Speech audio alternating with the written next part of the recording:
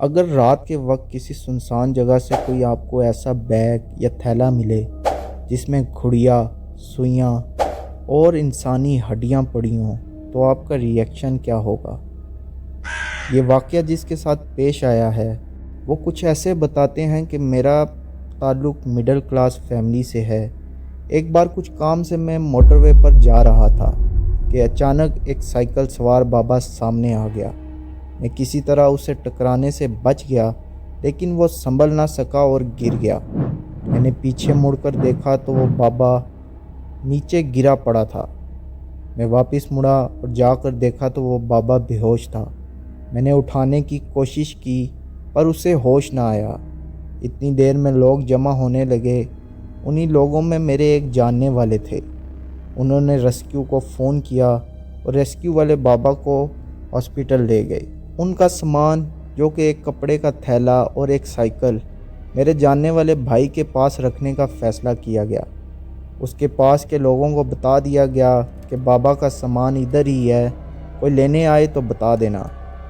بھائی نے کہا کہ غلطی سے اگر اس سائیڈ آ ہی گئے ہو تو کچھ دیر مجھے خدمت کا موقع دو۔ میں بھی پریشان تھا، سوچا چلو کچھ دیر جا کر ریسٹ کر لیتا ہوں، پھر آگے چل پڑوں گا۔ انہوں نے مجھے بیٹھک میں بٹھایا۔ وہ بابا کا کپڑے کا تھیلا اب تک میرے ہاتھ میں تھا۔ وہ بھائی چائے کا بولنے گھر میں گئے۔ اتنی دیر بیٹھے بیٹھے میرے ذہن میں آیا کہ اس تھیلے میں دیکھوں تو صحیح ہے کیا۔ میں نے تھیلا دیکھا تو میرے ہوش اڑ گئے۔ اس تھیلے میں کچھ سوکھی ہوئی ہڈیاں، ایک شاپر میں کچھ سندور، کچھ انگوٹھیوں کے پتھر، ایک کپڑے کی بنی ہوئی گھڑیا جس میں بہت سی سوئیاں چبو رکھی تھی، اور کچھ کالے رنگ کی مالائیں لکڑی کے بڑے بڑے موتیوں والی۔ میں گھبرا گیا۔ اتنے میں وہ بھائی چائے لے کر آئے۔ ہم نے ساتھ میں چائے پی۔ میں جانے لگا تو بھائی کہتا ہے کہ اب تک پریشانی کم نہ ہوئی۔ میں نے اسے بتایا کہ پریشانی کی اب ایک اور وجہ ہے۔ میں نے اس کو ساری کہانی بتائی کہ اس تھیلے میں کیا ہے۔ اس کے ضد کرنے پر میں نے اس کو بھی تھیلا کھول کر دکھا دیا۔ وہ سب دیکھ کر حیران رہ گئے اور ان کے ہوش اڑ گئے، اور مجھ سے کہنے لگے یہ چیز تو کالے جادو میں استعمال ہوتی ہے، اس کا مطلب یہ بابا کالا جادو کرتا ہے۔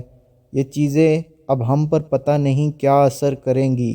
میں نے کہا کہ آپ پریشان نہ ہوں، ان چیزوں کو میں اپنے ساتھ لے جاتا ہوں۔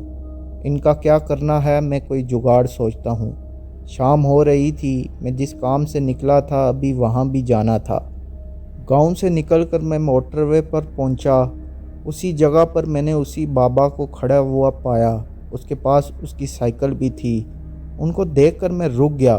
دل میں سوچا چلو جان چھوٹی اس تھیلے سے۔ بابا کو ان کا تھیلا دیتے ہوئے انہوں نے کہا کہ میں بہت دیر سے تمہارا انتظار کر رہا ہوں۔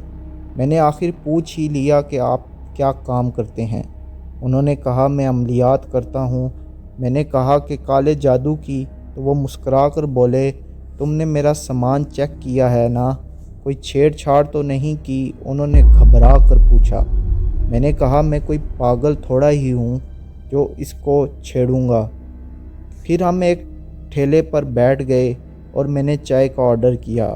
انہوں نے بتایا کہ یہ ہڈیاں اور یہ گھڑیا وہ ایک قبرستان سے نکال کر لایا تھا، اور اس کا ایک خاص مریض جو کہ ہاسپٹل میں ہے، کسی نے اس پر کالا جادو کر رکھا ہے، اور وہ اپنی عملیات کے دم پر ان سب چیزوں کا پتہ لگا کر جادو ختم کرنے کی کوشش کر رہا ہے۔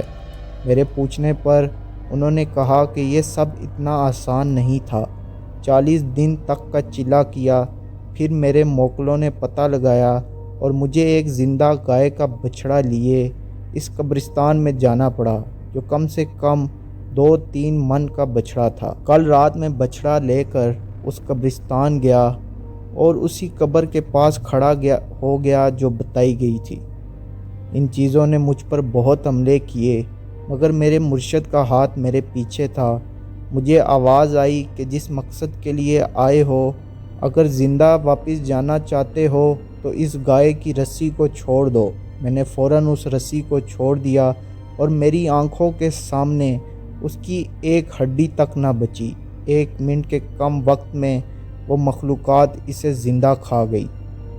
اور پھر ان کے بتانے پر میں اسی جگہ گیا اور میں نے کھودنا شروع کیا۔